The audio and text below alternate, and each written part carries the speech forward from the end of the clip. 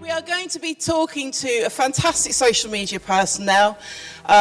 We are in great luck because our speaker does marketing social media. She's very good in social media. She's got a reputation around these here parts and around those other parts too. Basically, there's a lot of talk, that's what I'm saying. But she's all the way from Manchester, so she probably knows a thing or two about dodgy accents. She does, she's mad for it. Come on up, it's Carol Fossey. Welcome her to the stage.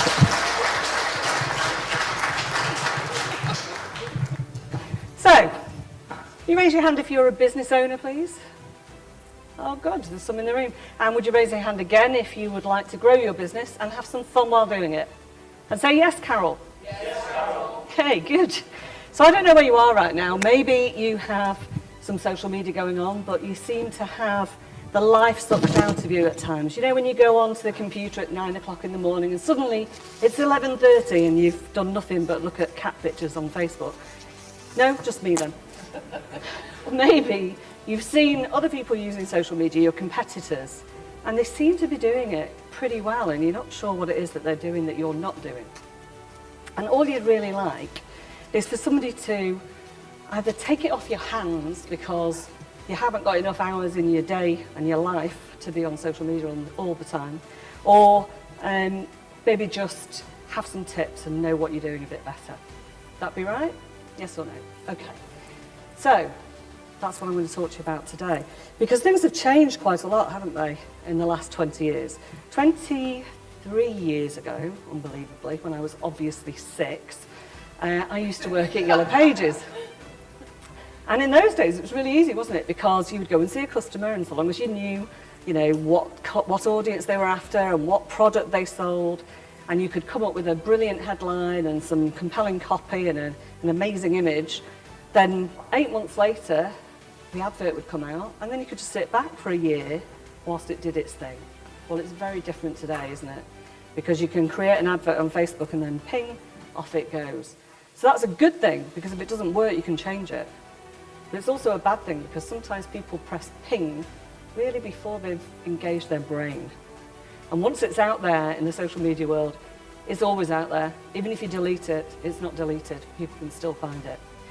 So, it's really important that you think about stuff before you just go ahead and put stuff out there. And things change every day also on social media. So it's not like one day you've got it cracked and then you've got it cracked forever, because the next day something will have changed. So what we're going to talk about today, if I had a clicker, there we go. Normally I would tell you a little bit about my story and how I came to be running a social media company, but we're a bit restricted on time today, so suffice it to say, 23 years ago, I worked at Yellow Pages. And then 19 years ago, I started my own business. And in between those times, we really hadn't moved on a lot, except for the internet. So the internet came along, and first of all, you'll remember this, when the internet came along, people would only go to sites that they knew and trusted. Is that right? Yeah. So they would go to Yellow Pages. They would go to Amazon. They would go to Tesco's. But they wouldn't go to anybody that they hadn't already heard of, because they were a bit nervous about it. Now, within 5 years, by the time I started my own business, that had already changed. So now it became subtly different. It became, if you have a website, then you are a brand. Whereas before it was, if you are a brand and have a website, I'll trust you. So that was the situation as it was then. And if somebody had said to you 15 years ago, what's your website? And you said, I don't have one. They might have thought you weren't a proper business. Am I right? Yes or no? Yeah. Well, that's where we are right now with social media, which is incredible. If you think about it, Facebook has been going for 15 years. LinkedIn for a year longer. Twitter for a year less. How has the world changed? How many people in the world? That's a little spot quiz. How many people in the world today? Anybody know the answer? 73 million. If only it was that, Marion, that would be great. Billion, 73 billion. Oh, that's in the future somewhere. 7 billion, yeah. We're between 6.5 and 7 billion, depending on who you look at. So 7 billion. How many people on Facebook? 3 billion registered users, 2.2 billion every day. Isn't that amazing? Whatever you think of Mark Zuckerberg, 15 years to get nearly half the world's population onto your product. Wow, that is impressive. Yeah. So it's not going away anytime soon, and it's only over the last few years that businesses have really been able to see that it could be useful for them. So we're going to look at how that works now. 15 years ago, Facebook came out. 15, yeah, just about 15 years ago. And now, like I say, we have 2.2 billion daily users. I help people, some of the people in this room, with their social media. Cheryl is very typical of the type of clients that I have, in that she's wonderful, but also she doesn't have a lot of time. You know, she's very busy, and that's a problem that a lot of people have with social media. They also don't know what to create, what to write, what content to come up with. And we're going to look at that in more detail in a minute, because there's some tips I can give you. I work with people like Ian Wright, which is quite a lot of fun.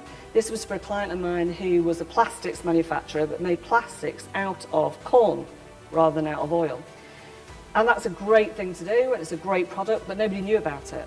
So what we needed to do was get some weight behind that message to get it out there quickly. And working with Ian Wright, their website hits, as you can imagine, went sky high. I also work with a guy called Andy Harrington. Don't worry about all the figures on the side there, but Andy is also typical of somebody who almost gets social media right, but not all of it. So he was pretty good at Facebook, and he was okay also at YouTube. But his Twitter, he had 4 Twitter accounts. He didn't know the login for any of them when I took it over, and he hadn't tweeted for 8 months. His LinkedIn hadn't been touched for several years. Now, the problem is, when you're a kind of mini celebrity in your own field, like Andy is, people expect to see you there. And if you're not there, then it creates a doubt in their mind. Oh, is this the right person? They haven't tweeted for a long time. Maybe it's a fake account. So it's really important to understand where your customers are on social media and make sure that you're there with them. Does that make sense? Cool. So here's what I've noticed in the last 15, 20 years of being on the internet and being in social media. There are 5 main things that you need to be good at before you can be a social media whiz kid for your business. And the first one is you need some focus. So you need to know where to start. And that's all the things that Judith was talking about before in branding. You need to know who your customer is. You need to know what your main message is to those customers. And you need to know where they are. You need to know how frequently to post, what to post about, how to engage them. And you need to also know where you are in the funnel. Does everybody know what a funnel is? No? So a funnel is taking people who don't know anything about you at all, who don't even know you exist, to becoming your customer. It's like a journey. And if you're at this end of the funnel, where people don't know you at all, and that's where most social media sits, don't sell. Because isn't it annoying? Has anybody been networking? Raise your hand if you've been networking. So I don't know if you hate this. You go to a networking meeting and you meet this overly keen salesperson who comes up and shoves a business card in your hand, and then as soon as they know what you do and it's not what they're interested in, off they go. Has anybody experienced that? Yeah. Don't do that. And don't do it on social media either, because why would somebody buy off you if they don't even know who you are? If you're slightly further down the funnel, if you have a Facebook group, raise your hand if you've got a Facebook group. Cool. So you can do slightly different messaging within your Facebook group, because people do already know who you are and they want to hear from you and they want to hear what you've got to say. So you can start to offer them stuff at that point very gently. If you're at the bottom of the funnel, that's somebody who's a raving fan and they just want to do business with you right now. But social media is not where they're going to do that most of the time. Does that make sense? Yes or no? Okay. All right. If you don't have any focus, then you don't know where to start. But once you've got some focus, a lot of people struggle with, how do you get followers? How do you get people to follow you back? Because it's all right having a great Facebook page, but if you've got nobody on it, then that's not going to do you any good, is it? And some people focus too much on one side of this story. So you've got two sides of the follower story. One is numbers and one is quality of followers. And quality of followers is obviously really important. You need to have the right people following you. However, if you have 10 right people following you, is that a business? Probably not, depending on what you're selling. Yeah. So you do need numbers as well as the right type of people. So once you've got some people following you, how do you then turn them into fans? How do you turn them into people who keep coming back to your page or back to your group because they want to hear more from you? Because it's not until they get to the fan stage that they're going to be giving you any money, which is the next bit. How do you turn them into customers? And then what's the future, you know? So once you've got a customer, what do you then do with them from that point on? Now, I've created a system, it's called the Smart Social Media System, and it covers those 5 areas. So the Quick Start Social System tells you how to start. The 90-Day Tribe Builder helps you to get those followers. The Real Engagement Builder is all about that, turning those followers into fans. And the Advanced Social Sales Blueprint is how do you sell without selling on social media. Finally, the last system, has anybody heard of the books like Branding for Dummies or, you know, the For Dummies range of books? Yeah, okay. So I haven't called it For Dummies because just because you don't know what to do doesn't mean you're dumb, does it? So my last system is called Mastery for Smart People, because I'm guessing you're all smart because you're here today. Okay, so let's just look at the first thing that we look at when we start, which is strategy. That's why I called my company Strategy Social Media, because most people don't have a strategy when they're doing social media. They just do it because they see other people doing it, they think they should do it, not really sure what they're doing, but let's just do it, yeah? No, you might as well just stop wasting your time, go away, pack up your computer and go back to advertising in the newspapers, because unless you have a strategy, it's not going to work. So I'll give you an example of some strategy. If the clicker works, I will. There we go. Oh, it's gone 4 ahead now. Okay, so this is a company called Click and Tap. They're a web design company. So you might think that a web design company would know a thing or two about social media. Not necessarily. They also didn't know much about branding. They could have done with talking to Judith. So I went to see these guys. Kit, the guy with the glasses, saw me speak at a Chamber of Commerce event and asked to speak to me afterwards. And we went to see him and we had a look at the kind of stuff that he was doing, and his website was very impressive. It was all black and white, it was all big buildings, it looked like something from the city, you know, should be in the financial district of the city.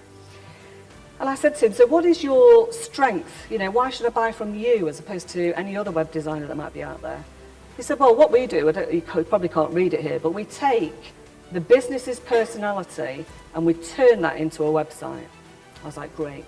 What's your personality? He went, well, you know, we're young, we're vibrant, we're like a bit crazy, we do different things. It's like, okay, so do you think your website reflects that personality? And it didn't. On his desk, he had a couple of little figures here. And I said, what are those? He said, well, they're Lego figures, but they're us. I've got one for every member of the team. It's like, duh. Why isn't that on your stuff? So within a week, he was going to the digital exhibition in Manchester. We changed all his branding, we changed everything about what he was doing, his pop-ups, his business cards, and we created a theme for the day. So who's seen Toy Story? So it was like a Toy Story theme, where the Lego characters came alive when the guys were out, when the humans were out. And then on the day, they journeyed down to the exhibition centre and they popped up. And this one here, which you won't be able to read, says, I think I need a rest, I'm hearing voices, because on his shoulder is one of the Lego figures going, hey, go talk to that guy over there. It was an amazing event for them. They got a lot of leads from it. And it's about having that strategy. So what's the strategy around what you're doing? And what is your brand? As Judy said before, are you reflecting your brand also in your strategy? Mark's started off as a public speaking mentee of mine. I do some public speaking coaching in my spare time. And Mark wanted to start his own business, but he had these things on. Don't know if you've seen those before. They're called golden handcuffs. He had a brilliant job as a sales director for a national company, and they were about to float, or so they kept saying, and so they kept saying. And if he'd have stayed, he'd have got a very big payout. So he really wanted to start his own business, but he really wasn't sure about it, and maybe nobody would listen to him, and who was he anyway? He had big, massive imposter syndrome stuff going on. And he then had a personal tragedy, which made him stop and think, right, okay, I need to get on with my life.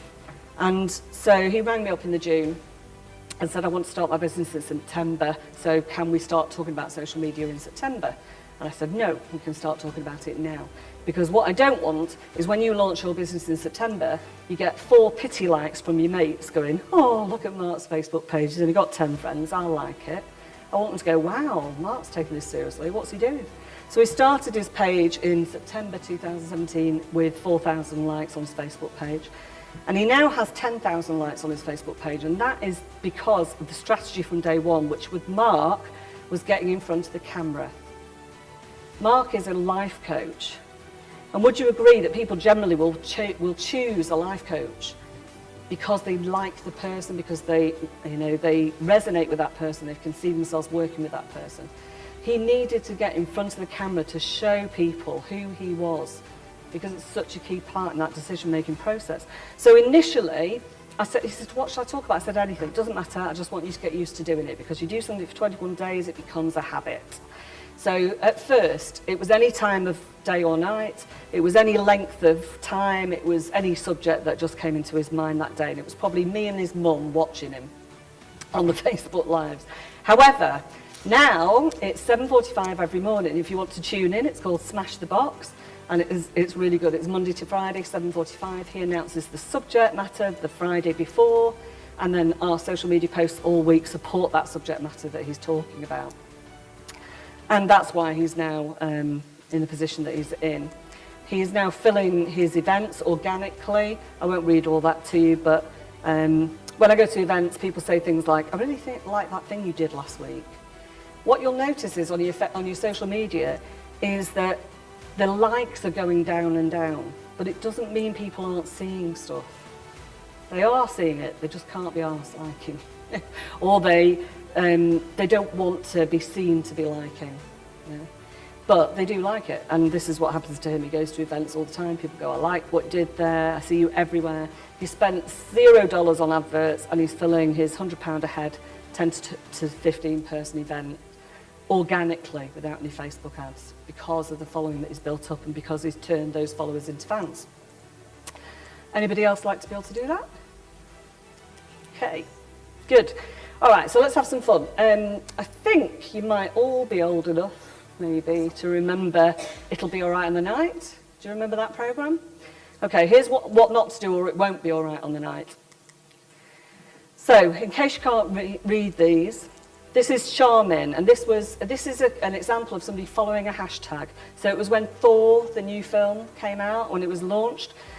They said, we've always been an Asgardian. Yes, little titter, somebody got it. Hashtag Thor, hashtag Asgardian, hashtag see what we did there. Great use of social media, actually. Royal Mail. Now, that one's scrolled up a bit, but what it said was, Royal Mail, I want to know where my Valentine's cards are, they haven't arrived yet. Royal Mail says, sorry to hear that, when exactly did your mum post them and what service was used? This is one of my favourites. That, again, it's scrolled up for some reason, but it says up there, ginger extremist accused of plotting to kill Prince Charles and detained under the Mental Health Act. And there's a picture of Prince Harry. That was the Telegraph. Don't tell me they didn't do that on purpose. Here's how to lose your job without ever really trying. And I was actually live on Twitter when this came out. This guy said, I think I just hit a cyclist, but I'm late for work, so I had to drive off, lol. Yeah, sense of humour is quite difficult to get across on social media, so be really careful about sense of humour posts. The police didn't think it was very funny either. They went and interviewed him, and he lost his job, so don't do that. So what to do instead, and it will be all right in the night. Theresa May, too large to fit in the studio, so she had to stand outside and be interviewed through the window. Keep calm, Jesus loves you. You can't see who it is, but it's a famous actor. Mum, that's not a picture of Jesus. This is a brilliant use of Talking to your customer where they're at, yeah? Meeting them where they're at. Amy Badman Bugty says, Argos Online, yo, when you get into PS4 tings in Moss Side, ain't waiting no more. Plus, the Asian guy who works there got bare attitude, hashtag wasteman. Argos replied, at Batman Bukti, safe Badman, we're getting some more PS4 tings in within the next week, you get me? Soz about the attitude, Prob's having a bad day, yo. And he replied, respect. This one just made me giggle. I couldn't believe what I saw today on Countdown. It was just bang out of order. Again, how to get through to a company that you can never get through to.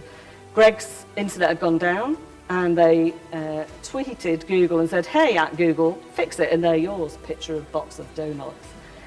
And they came back and said, sorry, Greg's the bakers, we're on it. Throw in a sausage roll and we'll get it done ASAP.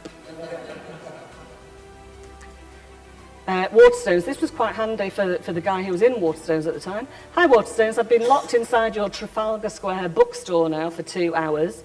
Please let me out. That was at 10:55 p.m. At 12:15 a.m., so only a mere hour and 20 minutes later, we're pleased to announce that at Dewell is a free man once more. Thanks for your concern and tweets. If you had a phone with him, you have to wonder why he didn't just ring somebody, yeah? And Sainsbury's, another great example from Sainsbury's. So Marty Lawrence says, I tried to buy some battered fish from at Sainsbury's today, but it didn't have a barcode. Sainsbury's replied, were there no other packs in the place? Or was that the sole one on the shelf? Floundering for an explanation, David. If I'm hearing you right, you're looking to ill our relationship. I'll tell the store to find the shelf and fill it. At Sainsbury's, I don't think it's necessary to scale the shelves, David. There's no point doing it for the halibut. You might pull a muscle. Sainsbury's, I feel some fin should be done to sort it trout. You shouldn't have that hassle when trying to spend a few squid, David. Brilliant, brilliant. So seriously, here's my 4 rules for content, because content seems to be one of the big things that people have a problem with. It's really simple. You need to either inform, educate, inspire, or entertain. And preferably all those 4 things at the same time if you can, but definitely one of those 4 things, and definitely if you're at top of funnel social media. So if you're on Twitter, if you're on your Facebook page, top of funnel stuff, that's all you do. You don't sell because nobody's going to buy from you until they know, like, and trust you. Would you agree, yes or no? Okay, so understanding where you're on the funnel is key, and we've already talked about that. Here's a little tip for you. Would you agree that if you knew the exact thing that people were looking for on social media, it might be easier to give them what they want and therefore attract them into your tribe, yes or no? There's a website, it's called answerthepublic.com. And on the website, you've got a pretty grumpy man standing there, wavering about, and there's a box, and you can put in whatever you want. So in this example, we put in coaching. And it will come up with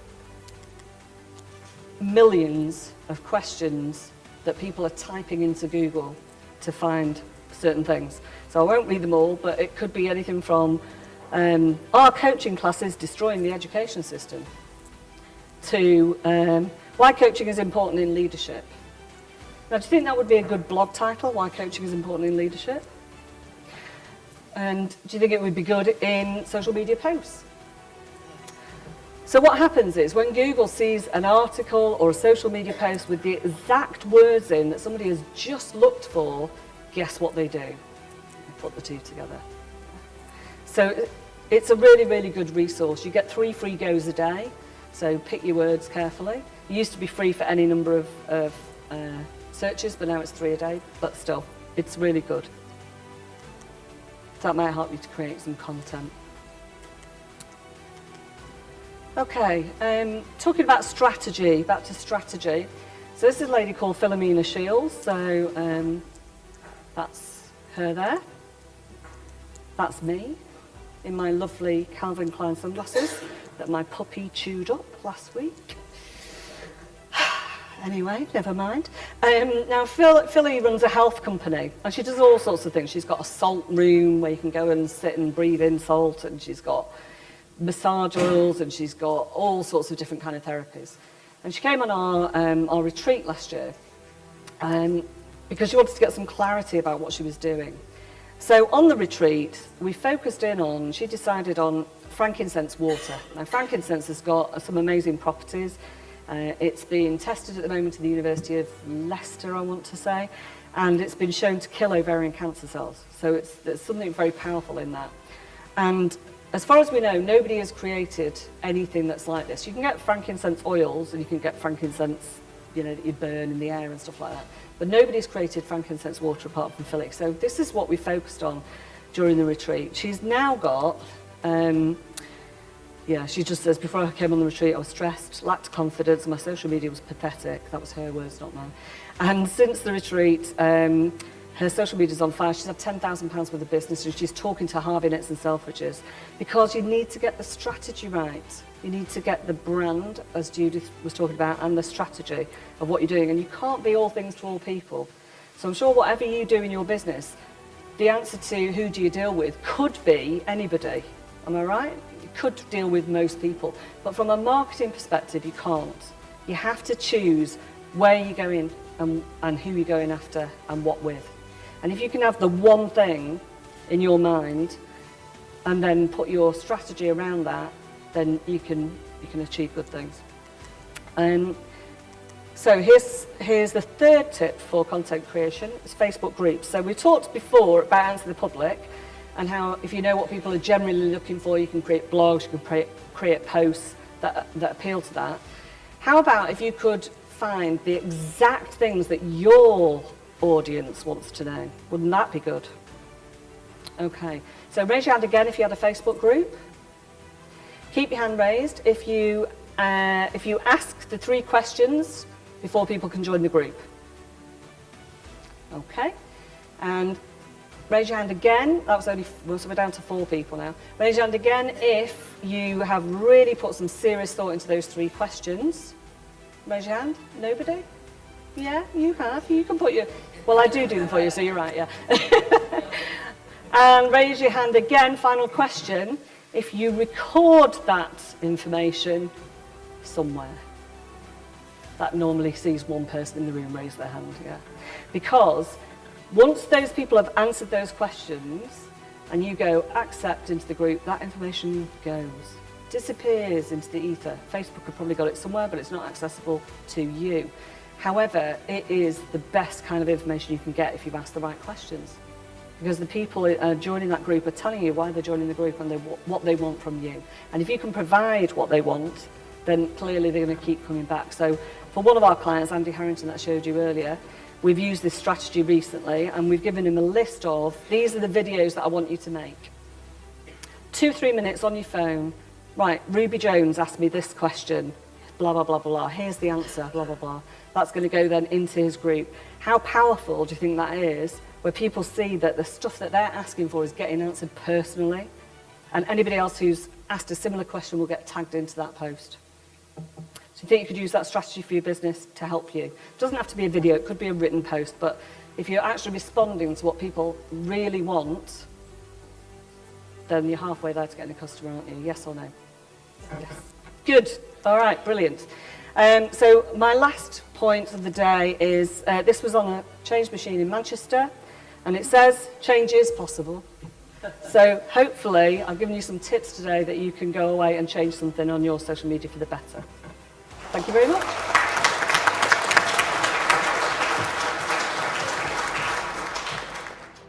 And here on the channel, we're looking at how we can share a whole variety of tips, hints, sound bites, and extras of things that we have found we use on a weekly, daily, even hourly basis. So click the subscribe button now so you don't miss out.